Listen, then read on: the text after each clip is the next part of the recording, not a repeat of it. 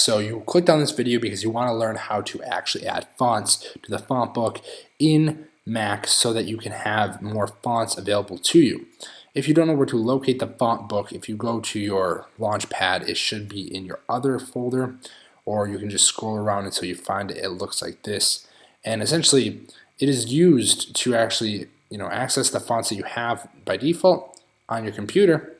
You can add them, or the user's actual added fonts. I've added 3. I'm going to show you really quick how to do this. So there's a lot of sites on Google, if you go to Google, like the font,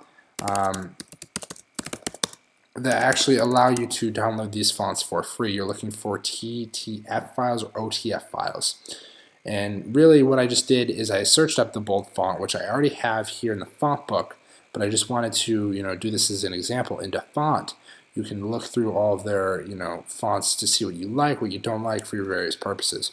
When you get to a font that you like, you're looking at this OTF file, you just press download. Really simple stuff, and it will actually download a zip file.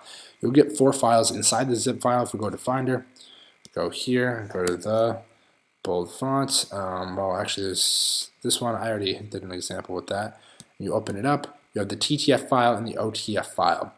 Now, if you go to the font book, once you have this downloaded, you're going to press this plus underneath user, and it's going to open up your drive, and you can then select the TTF or the OTF files. I really don't know the difference between either of these, but I guess you just select one of them and you open it, and it will add the font in. And now that it's added, you can have this font available to you wherever you are in your Mac.